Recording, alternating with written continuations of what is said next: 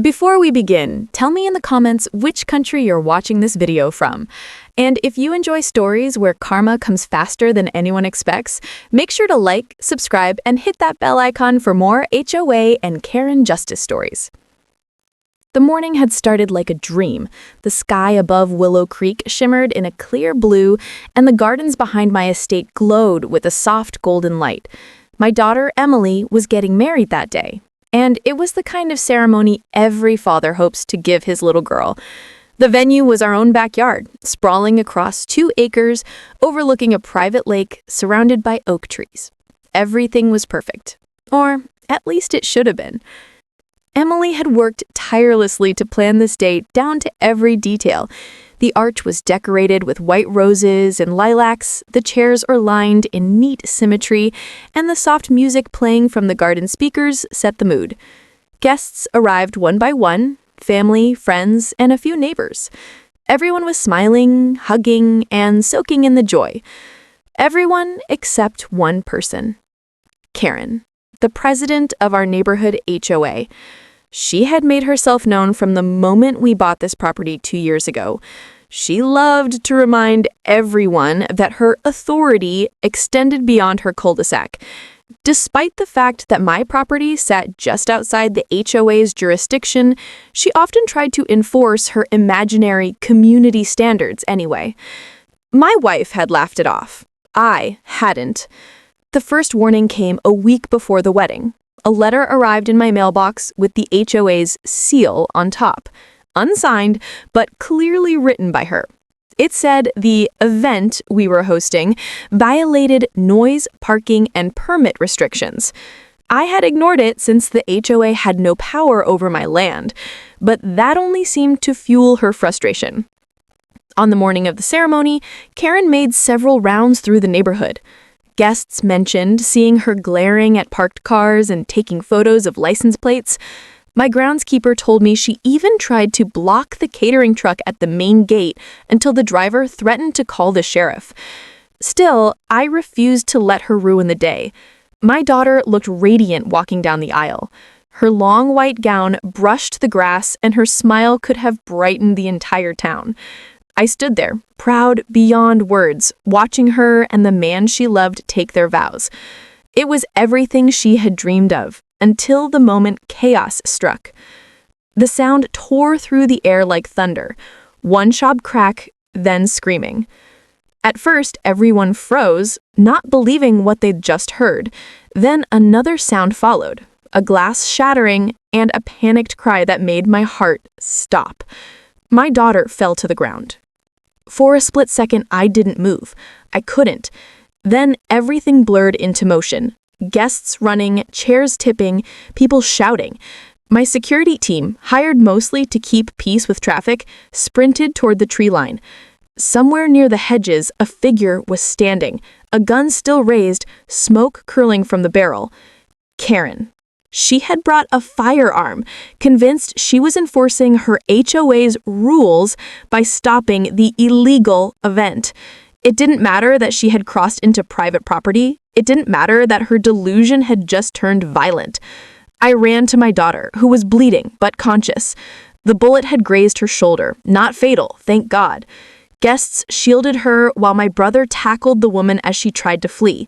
Within minutes, the sheriff's sirens echoed down the road. But what Karen didn't know, and what she was about to learn in the most painful way possible, was who I really was. Not just Emily's father, not just a homeowner, but the Chief Justice of the State Supreme Court. The law she had so confidently tried to wield against me was about to be used in full force, and this time there would be no HOA board to back her up, no excuses, and no second chances. As the police handcuffed her and read her rights, she screamed about her authority, her rules, and her community rights. None of it mattered. My family stood together, shaken to safe as the flashing red and blue lights cut across the garden. The sheriff turned to me, clearly aware of who I was, and promised that every inch of this case would be handled properly. I didn't say a word. I just watched as Karen was taken away, still shouting, still delusional. That night, after my daughter was treated and the guests had left, I stood alone in the garden. The decorations fluttered in the wind, and the moonlight reflected softly on the lake. The silence was almost haunting. The wedding that was supposed to be remembered for joy would forever be marked by the insanity of one woman's obsession with control. But this wasn't over, because what Karen had done wasn't just a crime. It was a public insult, a threat, and an act that would set a precedent for every homeowner bullied by power-hungry HOA officials. And I intended to make sure her punishment did more than send her to jail. It would strip her of every illusion of power she ever had. The next morning, I made a single call. By noon, the state prosecutor's office had opened a full criminal investigation. By evening, Karen's entire HOA board was under review for previous complaints, ones that had been ignored for years. What she didn't realize was that the bullet she fired had started something she couldn't stop, a chain of legal action that would dismantle her kingdom of harassment brick by brick. This was no longer about revenge. It was about justice. And as I reviewed the first reports that night, one thought stayed with me. Karen had tried to control her neighbors through fear, but now she was the one trapped, facing the very system she mocked. The morning after Karen's arrest, the entire neighborhood buzzed with gossip. Word spread fast in Willow Creek, and before the end of the day, every resident knew that the infamous HOA president had been taken away in handcuffs, in the middle of a wedding. Some pitied her, most didn't. For years, she had ruled the subdivision like a self-appointed queen, fining people for lawn colors, mailbox shapes, and Christmas lights. Now, her crown had shattered. I spent the next few days beside my daughter, who was recovering steadily. The doctors said the wound would heal cleanly, leaving only a scar. But what couldn't heal so easily was the memory. The way the music had stopped mid-note, the guests had screamed, and my daughter's eyes had gone wide with disbelief. The police investigation moved quickly. The sheriff's office retrieved the weapon, registered in Karen's name. The footage from my security cameras showed everything clearly. Her sneaking across the property, arguing with a guest who tried to stop her, and then raising the gun. It was undeniable. When I received the preliminary report, I felt something deeper than anger. It wasn't vengeance. It was a steady, cold determination to see this through properly, by the book. I instructed my assistant to contact the state's Judicial Oversight Office. As Chief Justice, I couldn't preside over the case, but I had the authority to ensure that every inch of it remained transparent. No influence. No leniency, just law. Meanwhile, the investigation into her HOA began to unfold like a web. Financial records revealed that Karen had used association funds for personal expenses, vacations, jewelry, and consulting payments made to companies that didn't exist. Dozens of homeowners had filed small complaints against her in the past, but she had buried them under technical jargon and legal threats. Now, with her arrest, those complaints resurfaced. The HOA's own lawyer resigned within 48 hours. The entire board was subpoenaed for questioning. And yet, what struck me most was how quickly fear turned into silence. People who had once smiled at her out of caution now refused to speak her name. It was as if her downfall had erased her from the community overnight. 2 weeks later, the first court hearing began. Karen entered the courtroom in an orange jumpsuit, her hair unkempt, her confidence gone. I watched from the back row, unseen by most of the press. She scanned the crowd, perhaps expecting sympathy. She found none. The prosecutor laid out the evidence: unlawful entry, attempted assault with a deadly weapon, reckless endangerment, and misuse of HOA authority. Every charge stacked like bricks in a wall she couldn't climb. Her defense attorney tried to spin a narrative of mental distress and misunderstanding, but the footage was impossible to dispute.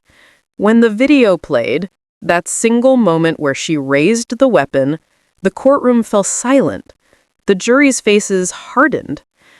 And as I sat there, I realized something about justice. It isn't about revenge. It's about balance. What Karen had taken was peace. Not just for me, but from everyone she had ever intimidated.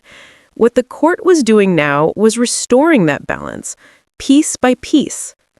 Outside the courthouse, reporters waited for a statement. I gave none. I didn't want to be the story. I wanted her actions to speak for themselves.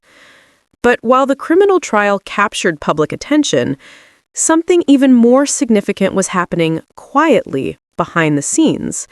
The state auditor's office had uncovered evidence that Karen had been forging HOA liens to intimidate residents into paying her fees.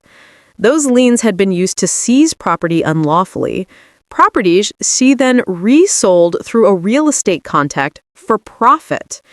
It wasn't just corruption, it was fraud on a large scale. That discovery widened the investigation from a local case into a state-level operation. Federal agents were brought in to track the money flow, and soon enough, Karen's small kingdom of control revealed connections to a chain of shell companies registered under relatives' names. Every piece of arrogance she had ever shown now served as proof of her guilt. Every threat, every fine, every sneer when someone stood up to her, all of it became part of the evidence that built the case. The day the verdict came, the courtroom was full. I watched from the same seat as before. The jury found her guilty on all charges. The judge, a colleague I respected, sentenced her to 15 years without parole. Karen didn't cry. She just stared ahead, her eyes vacant, as if the reality hadn't yet reached her. The same woman who once ordered people to repaint their fences and remove flags now stood powerless, her empire of fear reduced to a few lines in a sentencing report. When she was led away, a strange quiet filled the courtroom. Justice had been served, but it didn't feel triumphant. It felt inevitable. After the trial, I met with the residents of Willow Creek. Many were emotional, relieved that years of quiet suffering had finally ended. They thanked me, though I hadn't done anything extraordinary. I had simply made sure the law worked as it should. But deep down, I knew there was still something unfinished. The HOA itself had been left in ruins, its funds frozen, and its assets seized. Dozens of homeowners faced uncertainty over their property titles. And for me, the thought of rebuilding the trust in that community weighed heavy. My daughter was finally recovering, both physically and emotionally. The wedding had been rescheduled for a small, private ceremony, away from the place where everything happened. Still, she insisted on returning home. She said she didn't want fear to win. And I agreed. That night, I stood once again in my backyard, the same place where the chaos had begun. The garden had been restored, the arch rebuilt, and the grass had regrown. But beneath the calm, there lingered a lesson. One that would stay with me for the rest of my life. Power, when unchecked, becomes corruption, and corruption, when ignored, always finds a way to hurt the innocent. Karen had believed her title gave her control over people's lives. She had forgotten that titles mean nothing without integrity. Her story, however, wasn't quite over, because in dismantling her HOA, the investigators uncovered something even more startling. Documents showing that Karen's fraudulent liens had extended far beyond Willow Creek. She had targeted multiple neighborhoods across the county, operating through a network of complicit board members. And as that evidence surfaced, one final truth came into view. She hadn't been working alone. In the weeks following Karen's sentencing, life in Willow Creek began to settle into something that resembled normalcy. Lawns were mowed without fear of fines, flags returned to porches, people waved to one another again, cautiously optimistic that the shadow that had loomed over their neighborhood was finally gone. But the story wasn't over. Not by a long shot. Because while Karen was sitting behind bars, investigators continued sifting through thousands of pages of records seized from her home and HOA office. The files, once thought to be ordinary administrative paperwork, revealed something far more troubling. Karen had been just one cog in a much larger scheme. Several other HOA presidents across the state had been working with her, using their positions to extort money from homeowners. The network spanned multiple communities, all built by the same development company, and all run by, coincidentally, similar boards. The pattern was too clean to ignore.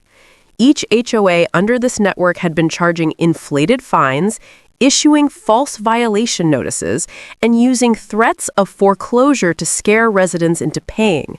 The money flowed into a cluster of shell corporations, and at the top of the chain, hidden behind layers of paperwork, sat the same real estate attorney Karen had used for years. When the FBI briefed me on the findings, I wasn't surprised. I had long suspected that Karen's arrogance came from somewhere, from knowing she wasn't acting alone. She had power because someone bigger had promised to protect her. But now, that protection was gone. Federal agents raided offices across 3 counties. Several HOA board members were arrested. The media exploded with coverage of what they began calling the HOA mafia. Interviews poured in from homeowners who had lost homes, savings, and peace of mind. The scam had operated for almost a decade before Karen's downfall exposed it. It was surreal to watch this small, local story spiraling into a national investigation. I made no public statements. I didn't need to. The evidence spoke louder than anything I could say.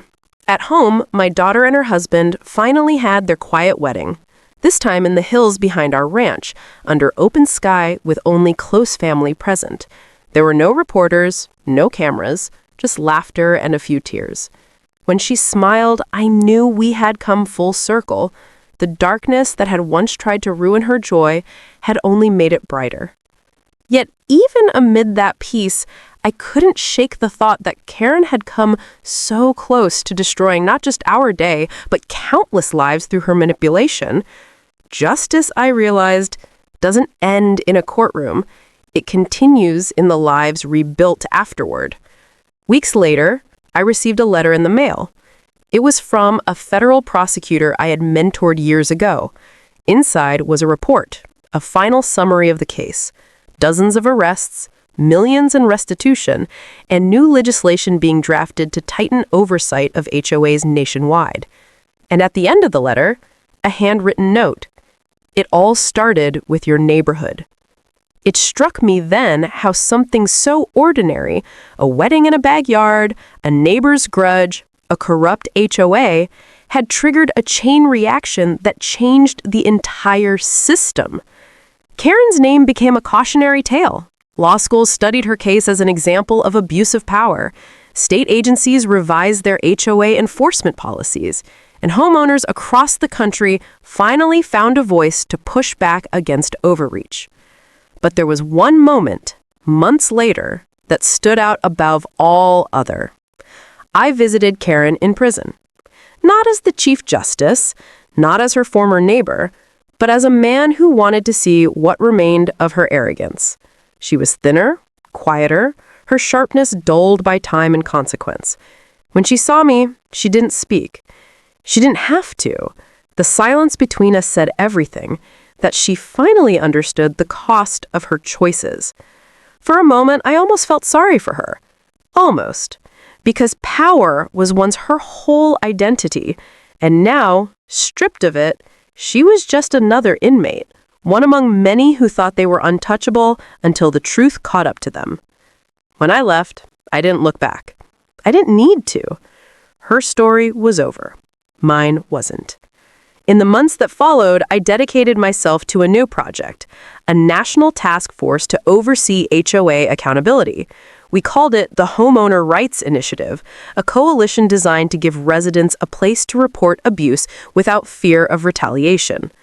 What began as a personal tragedy had turned into a reform that would protect millions.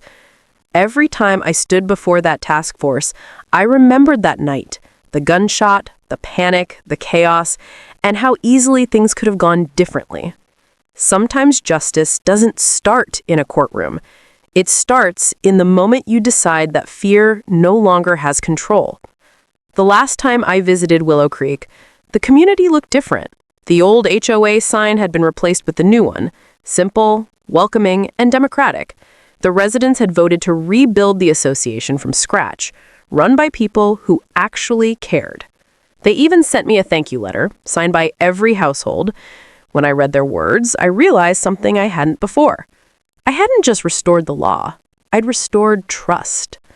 That evening, I stood on my porch watching the sun set behind the hills.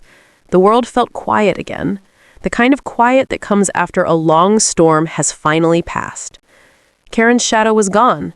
The fear she built had been dismantled brick by brick, replaced by something far stronger, unity.